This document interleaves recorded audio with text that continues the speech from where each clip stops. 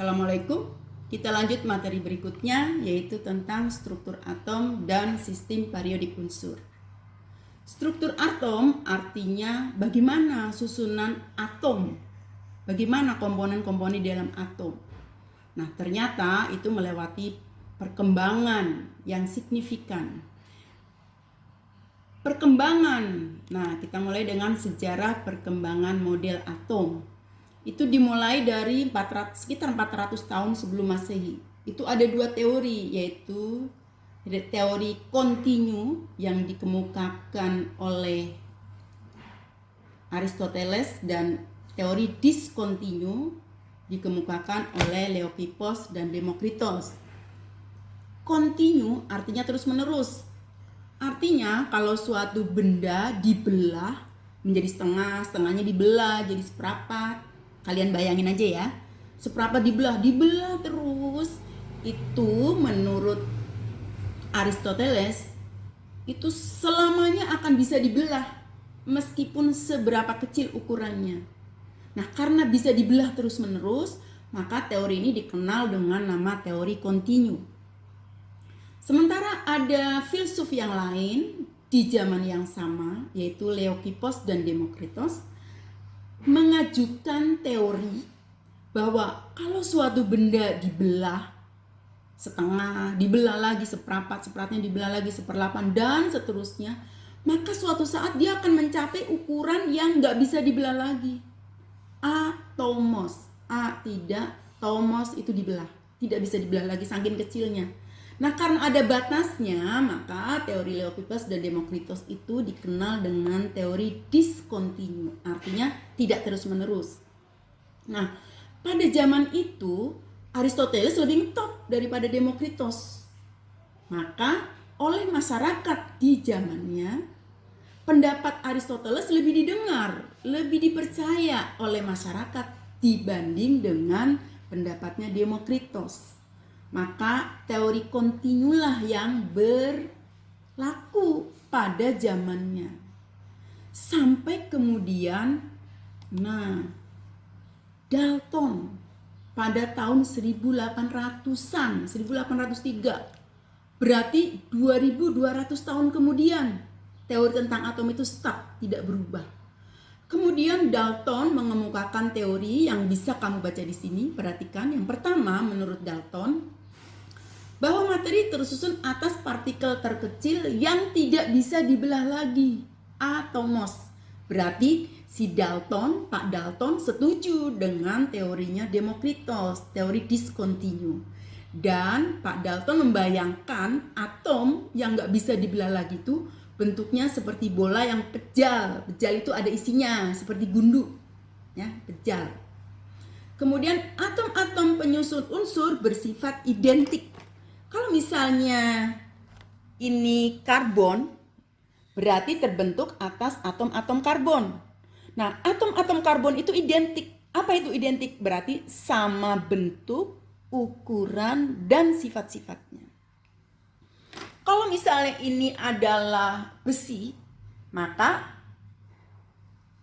ini logam besi ini tersusun atas atom-atom besi yang identik, ukuran dan sifat-sifatnya sama. Emas, maka tersusun atas atom-atom emas yang ukuran dan susunannya, sifat-sifatnya sama atau identik persis, atomnya itu sama. Itu adalah teori yang ketiga. Atom-atom suatu unsur berbeda dengan atom unsur yang lain. Perhatikan maksudnya. Ini emas terdiri dari atom-atom emas. Karbon terdiri dari atom-atom karbon. Atom emas tidak sama dengan atom karbon. Itu maksud dari teori Dalton yang ketiga. Emas dengan besi. Ini terdiri atom-atom emas, ini terdiri atom-atom besi. Atom emas tidak sama dengan atom besi. Lanjut. Senyawa tersusun atas dua jenis atom atau lebih dengan perbandingan yang tertentu. Nah, contohnya ini, garam dapur. Itu terbentuk dari unsur Na dan Cl dengan perbandingan tertentu, yaitu 1:1. Jadi tertentu, kalau garam dapur pasti NaCl, nggak bakalan NaCl2 atau Na2Cl, pasti NaCl. Sudah tertentu. Sebaliknya di gula pasir itu perbandingan karbon banding hidrogen banding oksigen adalah 12, 22, 11. Jadi perbandingan tertentu. Jadi dalam gula pasir maka terbentuk dari 12 karbon, 22 hidrogen, 11 oksigen. Tidak lebih dan tidak kurang, perbandingannya tertentu. Dalam molekul air selalu terbentuk dari 2 atom H dan 1 atom O. Itulah yang dimaksud dengan teori atom Dalton. Lanjut.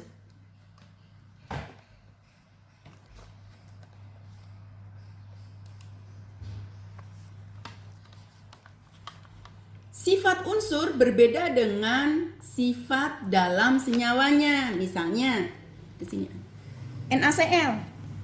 NaCl itu kan garam dapur, dan itu diperlukan oleh tubuh untuk menjaga tekanan darah kita. Kalau kita kekurangan garam dapur, maka tekanan darah kita cenderung rendah. Nah, tapi sifat-sifat natrium tidak sama dengan natrium dalam garam dapur. Kalau natrium itu dengan air dia sangat reaktif. Klor itu bersifat toksik atau racun. Tapi kalau dalam senyawa garam dapur, dia sudah tidak sama dengan sifat unsurnya. Bisa dibayangkan ya? Atau kita ambil contoh lain, misalnya besi. Dan karat besi, ini besi, lambangnya Fe, karat besi, Fe2O3. Besi sebagai unsur, dia logam, keras, titik leleh tinggi, mengkilat, dan sebagainya. Sementara dalam karat besi, itu sifatnya bagaimana? Kan dia rapuh, warnanya merah coklat. Ya kan?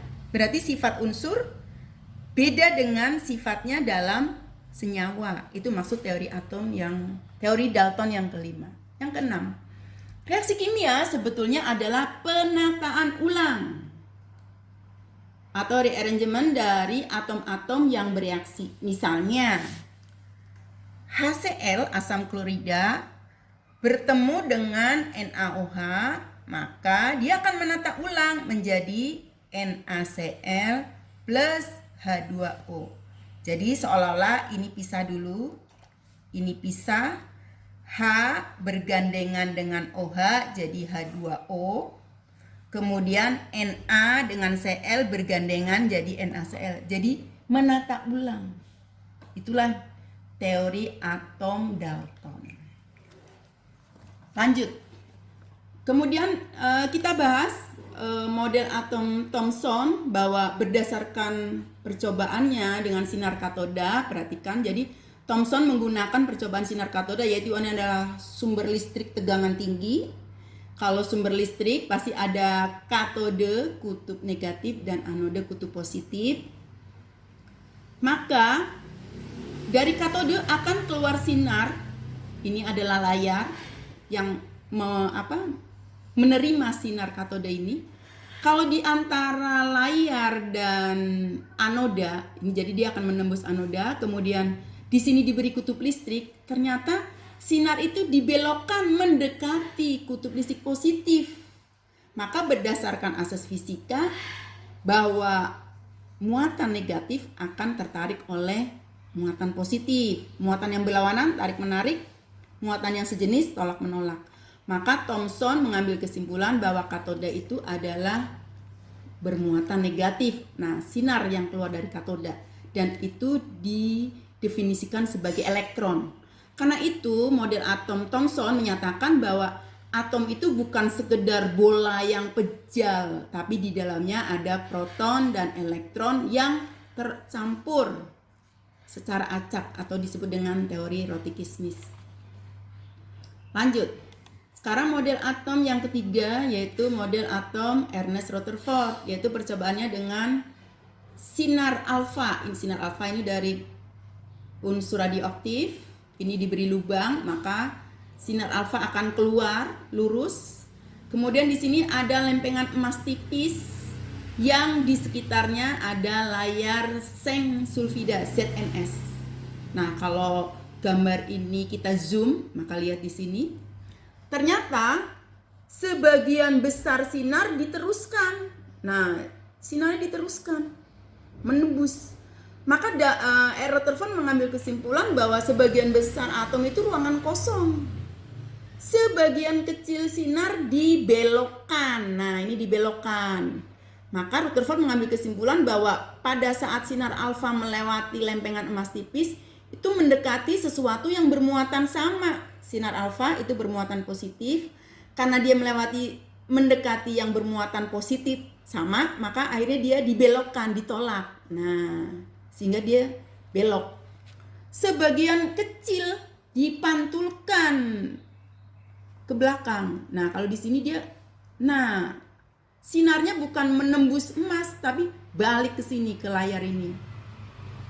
Nah, Rutherford mengambil kesimpulan bahwa pada saat sinar alfa melewati lempengan emas tipis, menabrak sesuatu yang bejal, sehingga nggak bisa nembus, mental. Nah, dari situ lahirlah model atom Rutherford, yaitu bahwa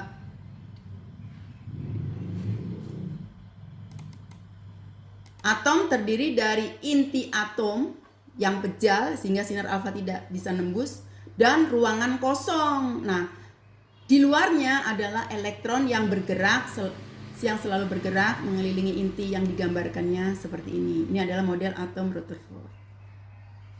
Kemudian, dari situ berarti bahwa atom bukan sekedar bola yang kecil, tapi di dalamnya ada partikel subatom. Nah, inilah partikel subatom. Ternyata partikel subatom itu ada penyusun inti atom, yaitu proton dan neutron, dan kulitnya adalah elektron. Dan proton diketemukan oleh Goldstein, elektron melalui percobaan sinar katoda ditemukan oleh J.J. Thomson, dan neutron ditemukan oleh Chadwick. Kemudian ini adalah notasi atau lambang pos proton, yaitu +1, ini muatannya +1, masanya 1. Elektron muatannya -1, 0, masanya tidak bermasa, 0, dianggap 0. Kemudian neutron tidak bermuatan, tapi masanya 1. Nah, ini muatannya proton plus 1,6 kali 10 pangkat -19 kolom. Nah, ini muatan relatifnya dikatakan +1. Ini -1. Nah, ini tidak bermuatan listrik, netral, maka dia 0. Kemudian massa proton itu sama dengan massa neutron, yaitu 1,67 kali 10 pangkat -24 gram, atau dikenal dengan nama 1 SMA. SMA itu satuan massa atom, jadi 1 SMA. Nah, sementara elektron massanya itu hampir 1/2000 massa, hampir 1/2000 SMA, maka diabaikan atau dianggap 0, tidak bermassa. Kita lanjut dengan notasi unsur. Notasi unsur adalah, perhatikan ini X, ini adalah lambang unsurnya, Z adalah nomor atom yang menunjukkan jumlah proton, kemudian A adalah nomor massa. Nah, yang bermassa tadi kan proton dan neutron, berarti nomor massa adalah jumlah proton dan jumlah neutron. Kemudian karena atom itu netral, maka jumlah proton sama dengan jumlah elektron. Contohnya, kita ambil contoh misalnya, kelihatan berilium. Nomor atomnya 4, masanya berapa? 8.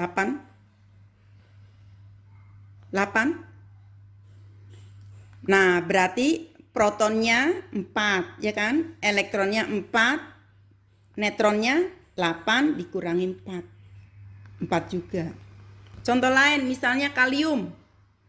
Kalium nomor atomnya 19, nomor massanya 39. Berarti protonnya sama dengan nomor atom 19. Elektronnya sama dengan proton karena netral kan, 19. Neutronnya adalah nomor massa A dikurangi Z, 39 dikurangi 19. Berarti neutronnya ada 20. Bisa dipahami ya? Oke, lanjut. Tadi kita sudah belajar bagaimana cara menghitung proton, elektron, dan neutron dari atom yang netral. Bagaimana cara menghitung proton, neutron, dan terutama elektron dari ion.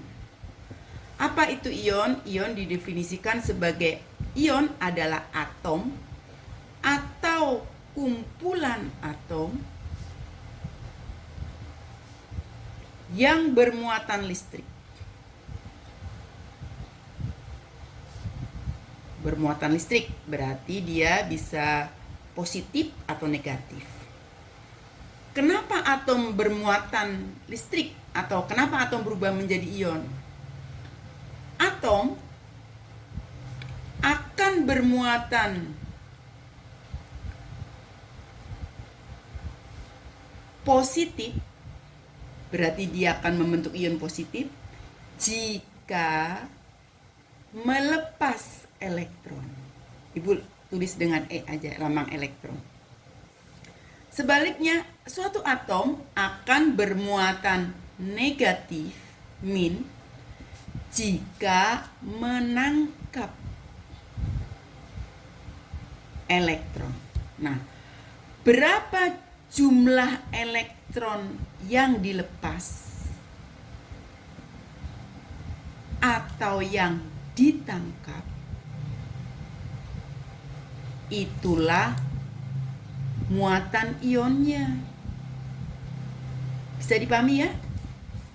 Coba kita ambil contoh misalnya ion magnesium 2+. Magnesium nomor atomnya 12, nomor masanya 24. Contoh ion positif. Terus contoh ion negatifnya kita ambil klor. Klor -1. Nomor atomnya 17, nomor masanya misalnya 36. Kita mulai di sini ya. Maka jumlah proton adalah sama dengan nomor atom atau Z. Berarti jumlah protonnya 12. Jumlah neutronnya adalah A min Z. Berarti 24 min 12. Berarti jumlah neutronnya 12. Nah, sekarang berapa jumlah elektronnya? Kita ke definisi di sini. Karena dia bermuatan positif, berarti dia melepas elektron. Berapa yang dilepas adalah muatan elektron, muatan ionnya, sehingga jumlah elektron sama dengan jumlah elektron adalah nomor atom, yaitu jumlah elektron pada saat dia netral dikurangi 2, melepas 2 sama dengan 10. Cara matematik coba. Protonnya 12, berarti plus 12 dong. Kan proton muatannya plus 1. Elektronnya 10. Elektron muatan elektron -1, berarti -10. Plus 12 -10 kan sama dengan plus 2. Begitu. Ya. Lanjut. Bagaimana dengan ion negatif? Maka lihat berapa jumlah protonnya adalah Z. Langsung ya, 17. Berapa jumlah neutronnya adalah A min Z. Berarti 36 min 17. Berapa? 19. Berapa jumlah elektronnya? Perhatikan. Karena dia bermuatan negatif, berarti menangkap elektron. -1.